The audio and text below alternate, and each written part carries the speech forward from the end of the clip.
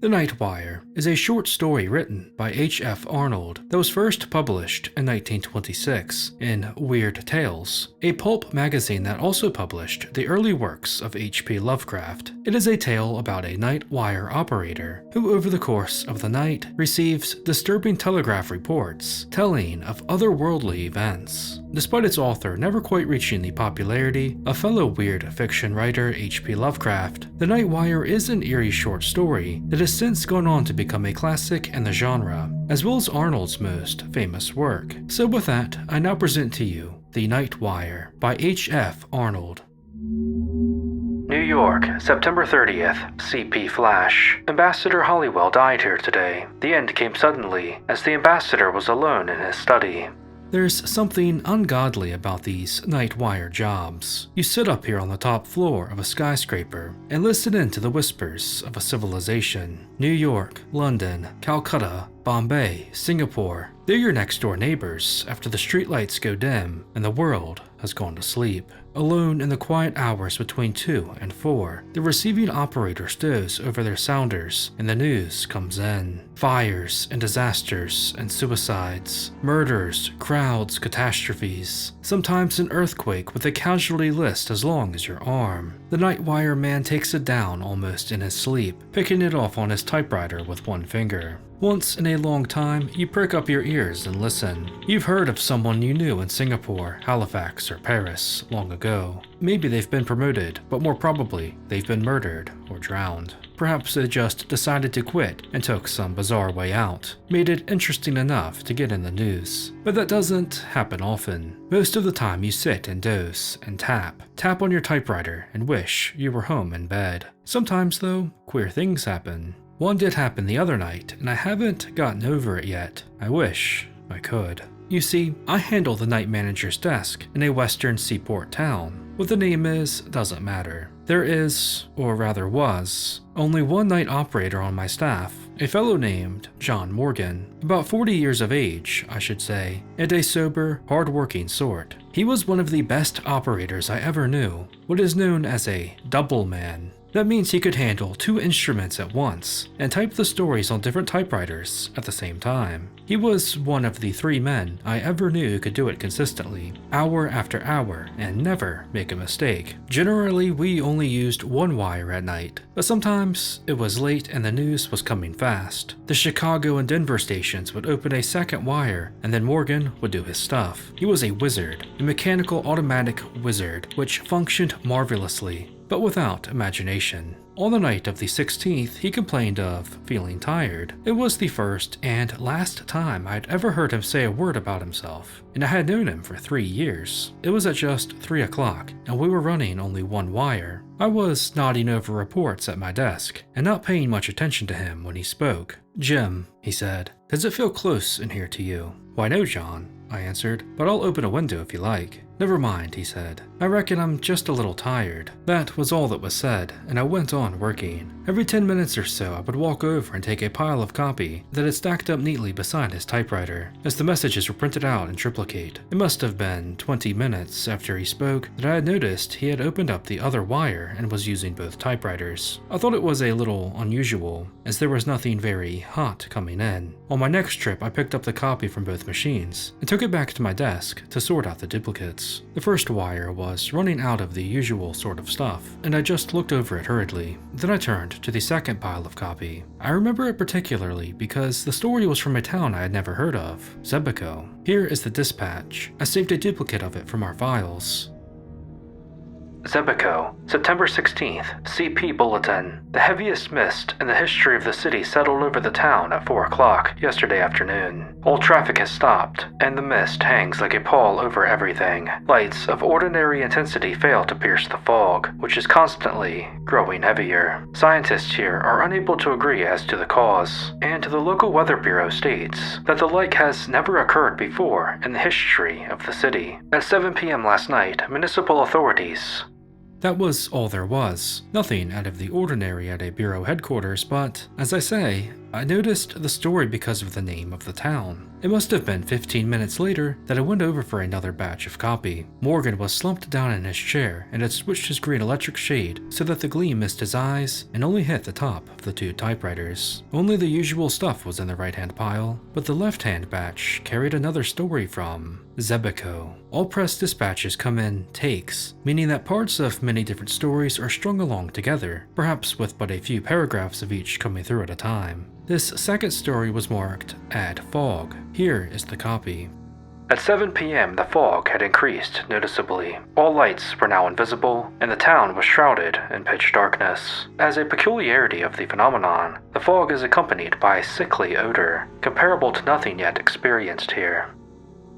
Below that, in customary press fashion, was the hour, 3:27, and the initials of the operator, JM. There was only one other story in the pile from the second wire. Here it is.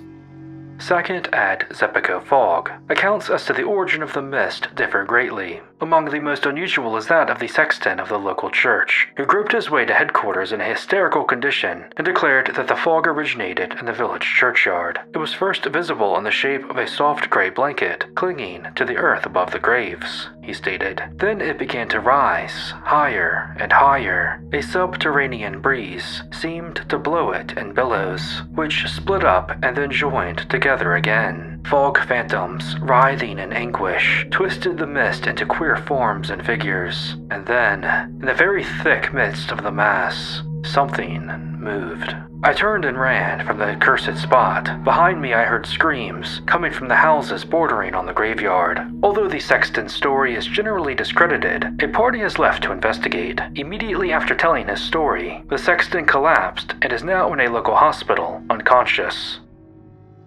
Queer story, wasn't it? Not that we aren't used to it, for a lot of unusual stories come in over the wire. But for some reason or other, perhaps because it was so quiet that night, the report of the fog made a great impression on me. It was almost with dread that I went over to the waiting piles of copy. Morgan did not move, and the only sound in the room was the tap-tap of the sounders. It was ominous, nerve-wracking. There was another story from Zebico in the pile of copy. I seized on it anxiously.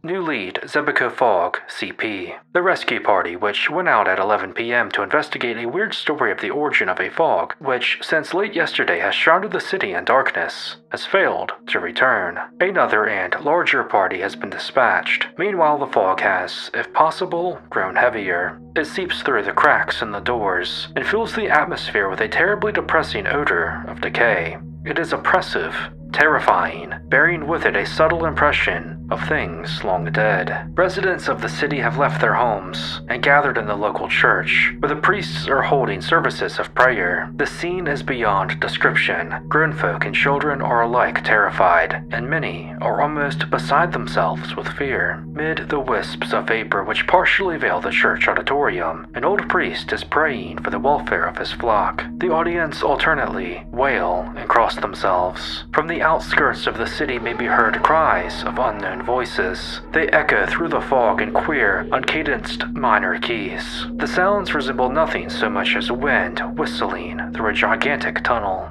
But the night is calm, and there is no wind. The second rescue party.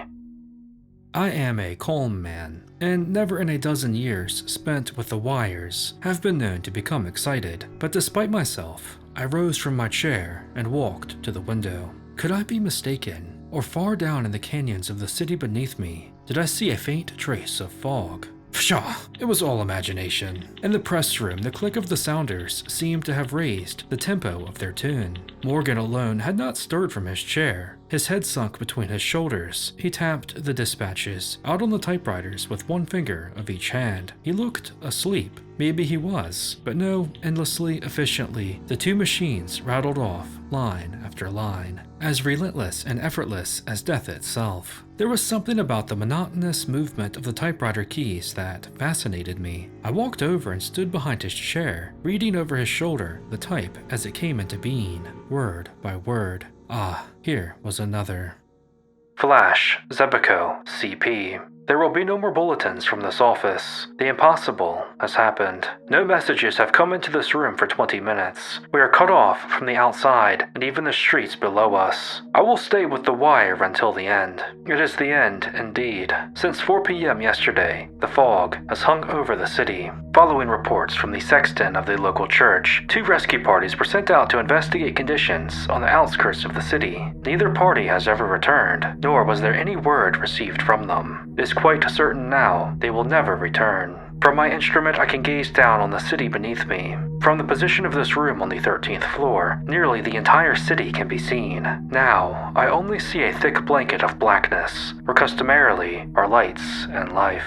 I fear greatly that the wailing cries heard constantly from the outskirts of the city are the death cries of the inhabitants. They are constantly increasing in volume and are approaching the center of the city. The fog yet hangs over everything. If possible, it is even heavier than before. But the conditions have changed. Instead of an opaque, impenetrable wall of odorous vapor, now swirls and writhes, a shapeless mass in contortions of almost human agony. Now and again the mass parts, and I catch a brief glimpse of the streets below. People are running to and fro, screaming in despair. A vast bedlam of sound flies up to my window, and above all is the immense whistling of unseen and unfelt winds. The fog has again swept over the city, and the whistling is coming closer and closer. It is now directly beneath me.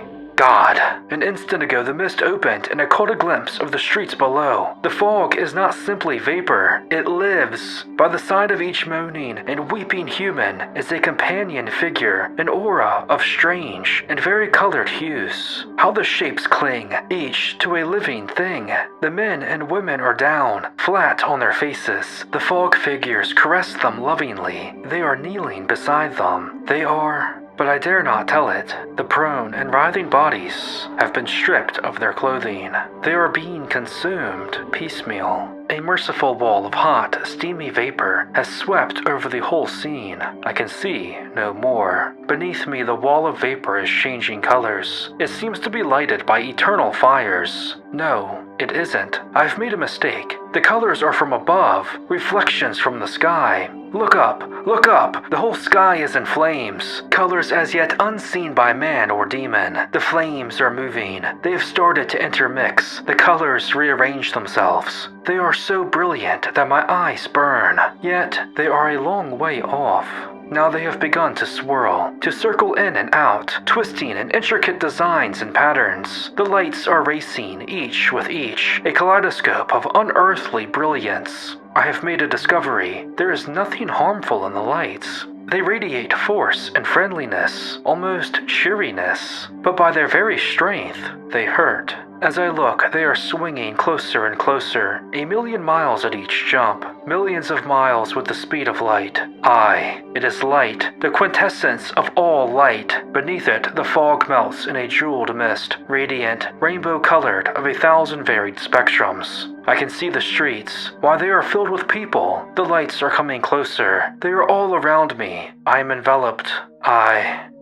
The message stopped abruptly. The wire to Zebico was dead. Beneath my eyes in the narrow circle of light from under the green lampshade, the black printing no longer spun itself, letter by letter, across the page. The room seemed filled with a solemn quiet, a silence vaguely impressive, powerful. I looked down at Morgan. His hands had dropped nervously at his sides, while his body had hunched over peculiarly. I turned the lampshade back, throwing the light squarely in his face. His eyes were staring, fixed, filled with a sudden foreboding. I stepped beside him and called Chicago on the wire. After a second, the sounder clicked its answer. Why? But there was something wrong. Chicago was reporting that wire 2 had not been used throughout the evening. "Morgan!" I shouted. "Morgan! Wake up!